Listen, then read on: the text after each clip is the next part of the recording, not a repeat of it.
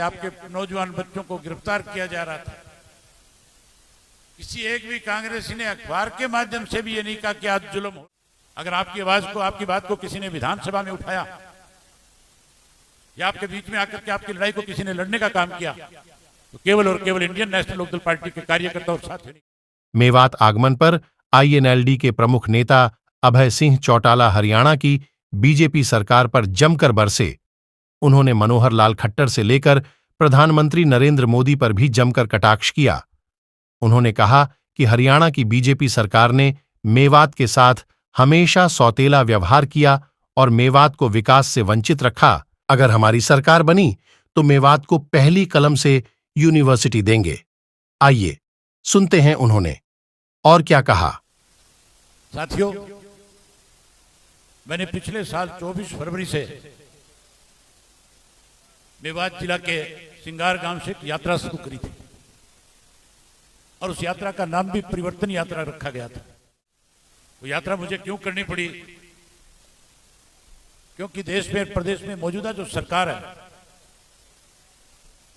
इस सरकार ने धर्म के नाम पे, मजहब के नाम पे, जाति के नाम पे इस देश को बांटने की कोशिश करी। जो वायदे इस देश के अंदर देश के प्रधानमंत्री लोगों के बीच में करके आए थे, मोदी जी कहते थे कि अगर मेरी सरकार बनेगी तो सरकार बनने के बाद 2 करोड़ पढ़े लिखे युवाओं को नौकरी और रोजगार दूंगा। मोदी ने वायदा किया था कि कांग्रेस के लोगों ने जो काला धन इस देश से लूट करके विदेश के बैंकों में जमा कराया है, मैं उस पैसे को वापस लेकर के आऊंगा और हर गरीब आदमी के खाते में 15-15 लाख रुपए जमा कराने का काम करूंगा। मोदी ने वायदा यह किया था कि महंगाई कम कर दूंगा और उसके साथ साथ मोदी ने यह भी कहा था कि जहां ये सारी सुविधाएं देश के लोगों को दूंगा, वही देश को आगे बढ़ाने के लिए देश की सीमाओं को और ज्यादा मजबूत करने का काम करूंगा। लेकिन हैरानी की बात है, देश में भाजपा की सरकार बनने के बाद जो वायदे किए थे उनमें से एक भी वायदा पूरा नहीं हुआ। ना किसी को नौकरी मिली, ना किसी को रोजगार मिला, ना किसी के खाते में 15 लाख आए। लोग आज परेशान हो गए। कैसे लोगों का ध्यान बांटा जाए, इसके लिए कभी राम मंदिर के नाम का सहारा लिया गया, धर्म और मजहब के नाम के ऊपर लोगों को लड़ाने की प्रयास किए गए। दूर जाने की जरूरत नहीं। इस मेवात के अंदर प्रदेश की मौजूदा सरकार ने पिछले दिन इस किस्म के हालात पैदा करने के प्रयास किए थे कि हमारा आपसी भाईचारा खत्म हो जाए। मैंने जो परिवर्तन यात्रा शुरू करी थी वो इसलिए शुरू करी थी साथियों, इस प्रदेश में महंगाई बढ़ रही, पढ़े लिखे नौजवान के साथ विश्वासघात हो रहा था, उसे रोजगार नहीं मिल रहा था। जहां महंगाई बढ़ी, बेरोजगारी बढ़ी, वहां भ्रष्टाचार चरम सीमा पे पहुंच गया। उसके साथ साथ नशा बढ़ा, अपराध बढ़े और उसके साथ साथ किसान को, मजदूर को, कमेरे वर्ग के लोगों को कमजोर करने की योजनाएं बनाई गई। कहा तो यह गया था किसान को कि हमारी सरकार बनने के बाद तेरी फसल के दाम 2022 में दोगुना कर देंगे। फसल के दाम दोगुना करने की बजाय 3 काले कानून बना दिए थे और ऐसे काले कानून थे 13 महीने तक किसानों को अपना घर, परिवार, खेत, बच्चे सब छोड़ करके इस सरकार के खिलाफ आंदोलन करने पर मजबूर होना पड़ा। मैं भी उस आंदोलन का हिस्सा था। मैं भी रोजाना लोगों से मिलता था। मुझे ऐसे ऐसे बुजुर्ग मिले जिन्होंने लगातार 13 महीने से अपने परिवार के किसी सदस्य से मिलने की बजाय आप लोगों की लड़ाई लड़ने का काम किया। एक वक्त ऐसा आया, एक दौर ऐसा आया जब मैं अपने हजारों साथियों के साथ टीकरी के बॉर्डर के ऊपर किसान आंदोलन और मजबूत हो, किसानों का हौसला और ज्यादा बढ़े। जब मैं उनको समर्थन देने गया तो वहां जो किसान नेता बैठे थे, उन नेताओं ने मेरे सामने एक प्रस्ताव रखा। मुझे कहने लगे कि हमें खुशी है कि आप हमारा समर्थन करने आए हो, लेकिन हम आपसे उम्मीद करते हैं आज चौधरी देवीलाल अगर जिंदा होते तो इस आंदोलन की रूपरेखा अलग तरह की होती। मैंने उनसे कहा कि मैं आपकी मंशा को समझता हूं। मैंने उसी वक्त प्रेस के लोगों को बुला करके कहा कि 26 जनवरी तक या तो किसानों की मांगों को मान लिया जाएगा, अगर सरकार ने मांग नहीं मानी तो तो 27 जनवरी को इस्तीफा देकर के किसानों के बीच में जाकर किसान आंदोलन को और मजबूत करने का काम करूंगा। 26 तारीख को साथियों सरकार की तरफ से षड्यंत्र रचा गया। जो किसान ट्रैक्टर लेकर के दिल्ली में ट्रैक्टर यात्रा निकाल रहे थे, शाम होते होते कैसे उस यात्रा को बदनाम किया जाए, कैसे आंदोलन तोड़ा जाए, सरकार की तरफ से टेलीविजन के ऊपर खबर चला दी गई कि आज की यात्रा में खालिस्तानी आए हुए थे, आज की यात्रा में आतंकवादी थे जिन्होंने लाल किले पे जाकर के तिरंगे का अपमान करने का काम किया है। इस तरह की अफवाह फैला करके आंदोलन को कमजोर करने का प्रयास हो रहा था। और जब यह खबर चली तो मेरे पास बहुत से साथियों के फोन आए। कुछ कांग्रेस के साथी थे, कुछ अपनी खुद की पार्टी के लोग थे, कुछ सत्ता से जुड़े हुए लोग भी थे, जो मुझे टेलीफोन करके कह रहे थे कि अब तो आंदोलन खत्म हो जाएगा, अब आपके इस्तीफे का कोई मायना नहीं बचेगा, अब आपको पुनर्विचार करना चाहिए।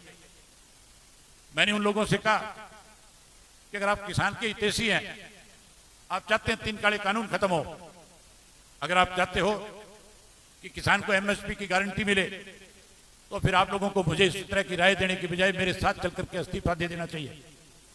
उनकी हिम्मत नहीं हुई।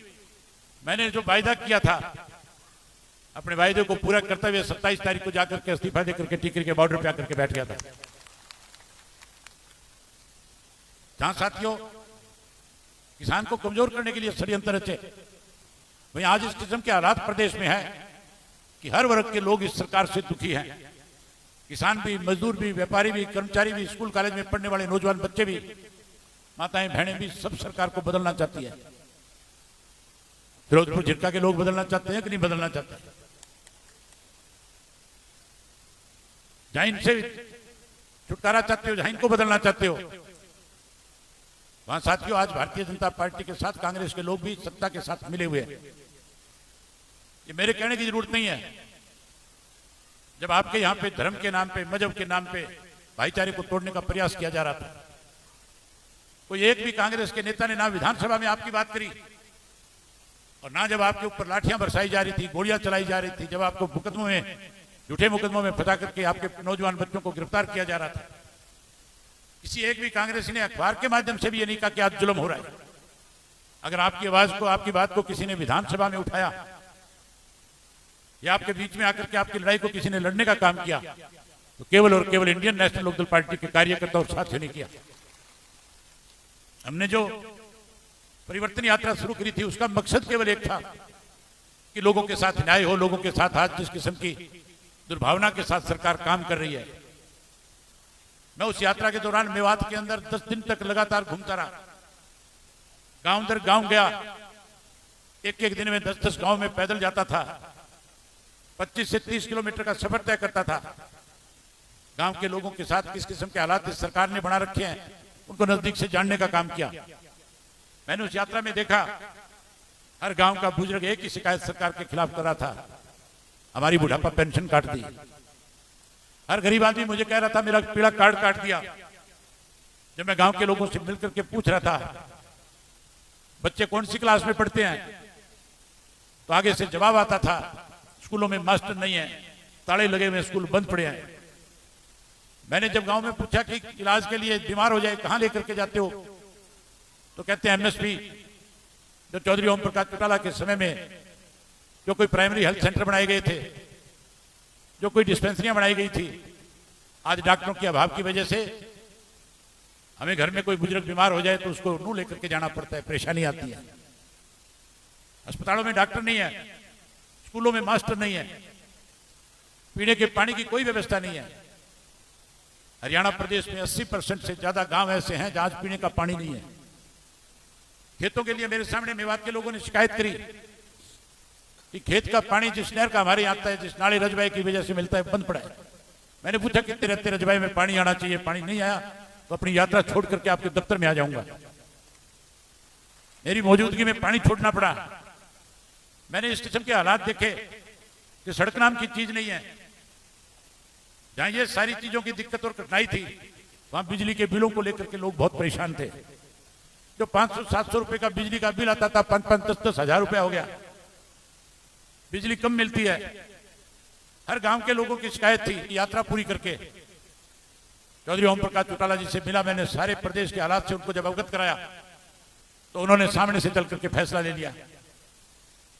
कैथल की रैली में उन्होंने घोषणा करी थी और कहा था कि अगर आप हमारी सरकार बनाओगे, हमारे पे विश्वास करोगे, तो सरकार बनने के बाद हरियाणा प्रदेश का कोई भी बच्चा जो आज बेरोजगार है, हमारी सरकार बनने के बाद हम हर पढ़े लिखे नौजवान बच्चे को रोजगार और नौकरी देने का काम करेंगे। जहां नौकरी देंगे, रोजगार देंगे, कोई नौकरी और रोजगार से वंचित, हम उनकी पेंशन ब्याज के समेत उनके घर पहुंचाने का काम करेंगे। नई पेंशन बनाएंगे। ये तो कहते थे 5100 करेंगे, कांग्रेस वाले कहते हैं 6000 कर देंगे। बुढ़ा से पूछने वाला हो, 10 साल मुख्यमंत्री रहा था, उस 10 वर्ष में पेंशन क्यों नहीं बढ़ाई? अब फिर झूठ बोल करके, बरगड़ा करके वोट लेना चाहता है। चौधरी ओम प्रकाश चौटाला जी का फैसला है। इस पेंशन की शुरुआत चौधरी देवीलाल ने करी थी। चौधरी देवीलाल से पहले किसी को कोई 1 रुपया भी पेंशन के रूप में नहीं दिया गया था। अगर पहली दफा पेंशन किसी ने देश में दी तो उस शख्स का नाम चौधरी देवीलाल था। हम उनकी नीतियों को आगे बढ़ाएंगे और उनके द्वारा दी गई, चालू की गई 100 रुपए वाली पेंशन को 7500 रुपया महीना करके आपको देंगे। वहीं उसके साथ साथ मोदी जी ने माताओं बहनों से वायदा किया था, कहा था चूल्हे से छुटकारा दिला दूंगा, गैस का सिलेंडर घर घर में मुफ्त में पहुंचा दूंगा। मोदी ने तो नहीं पहुंचाया। आप घर में जाकर के माताओं और बहनों को बता देना कि इंडियन नेशनल लोकदल पार्टी की सरकार बनने के बाद हर घर में महीने की पहली तारीख को गैस का सिलेंडर सरकार की तरफ से मुफ्त आया करेगा। जब गैस का सिलेंडर आपको मुफ्त में देंगे, वहीं हर गृहिणी के खाते में 1100 रुपए, उसकी रसोई बढ़िया चले, उसका भी उसको देने का काम करेंगे। वहीं उसके साथ साथ जिन गरीब लोगों के पीले कार्ड काट दिए गए, उनको पीले कार्ड देंगे, दोबारा से बहाल करेंगे और 100 गज के प्लाट भी उन गरीबों को देंगे। उसके साथ साथ चौधरी देवीलाल आवास योजना के तहत उनको पक्का मकान बना करके भी देंगे। साथियों, जो बिजली के बिलों की परेशानी आपने देखी है, आज भी परेशान हो, रोजाना बिजली के बिल बढ़ते हैं। वहीं उसके साथ साथ छापे मारने वाले भी 24 घंटे गांव में घूमते हैं, परेशान करते हैं, बेइज्जत करते हैं। आप इस राज को बदलो, परिवर्तन लाओ, इंडियन नेशनल लोकदल पार्टी को सत्ता में लेकर के आओ।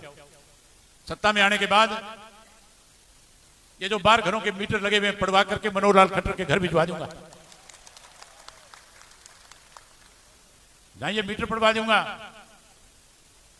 वहीं उसके साथ साथ ऐसे नए मीटर जाकर के लगा करके दूंगा जिनकी गरारी 500 रुपया के फंस जाएगी, उससे आगे नहीं चलेगा। यहां से किसी की भी सरकार रही है, उस मेवात की सब लोगों ने अनदेखी करी है। मेवात को अगर किसी ने सुख सुविधा प्रदान करी तो चौधरी देवीलाल ने करी। मेवात के लोगों की सूद अगर किसी ने ली तो चौधरी ओम प्रकाश चौटाला जी ने ली। जितने भी काम सरकार आपके द्वारा कार्यक्रम के तहत चौधरी ओम प्रकाश चौटाला जी ने कराए, जितनी नई सड़कें बनाई, स्कूल अपग्रेड किए, आज सारे के सारे ना सड़कें रही ना स्कूल रहे। आप सरकार बनाओ, अब की बार सरकार बनने के बाद मेवात कनाल बना करके देंगे। उसके साथ साथ मेवात के अंदर जितने भी राजनीतिक लोग आते हैं और कहते हैं कि आप हमें वोट दे देना, जिता देना, हम आपके यहां पे यूनिवर्सिटी बना देंगे, आज तक किसी ने नहीं बनाई।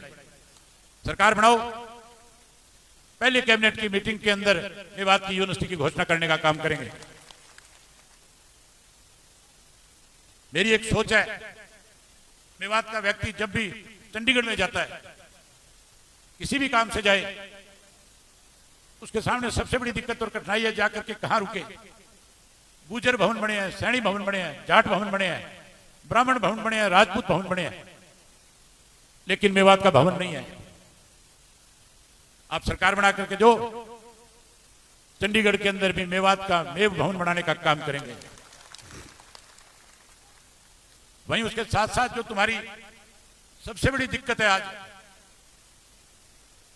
चौधरी ओम प्रकाश चौटाला जब मुख्यमंत्री थे, पहाड़ खुला होता था कि नहीं होता था? तुम्हारा रोजगार खत्म कर दिया कि नहीं कर दिया कांग्रेस और बीजेपी वालों ने? तुम सरकार बनाओ, ये पहाड़ फिर खोल दूंगा तुम्हारे लिए।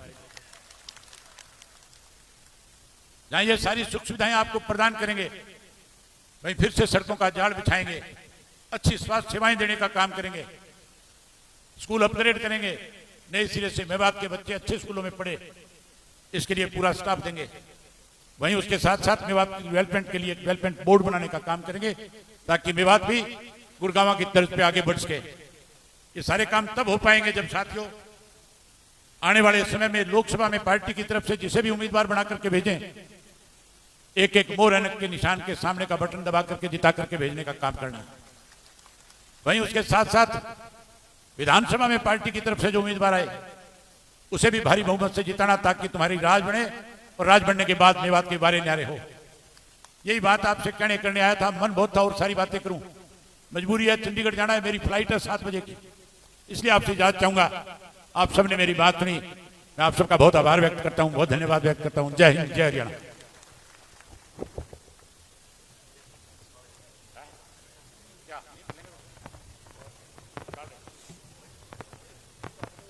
चौधरी अभय सिंह चौटाला जिंदाबाद, इंडियन नेशनल लोकदल पार्टी जिंदाबाद, जिंदाबाद, ओम प्रकाश चौटाला जिंदाबाद, जिंदाबाद।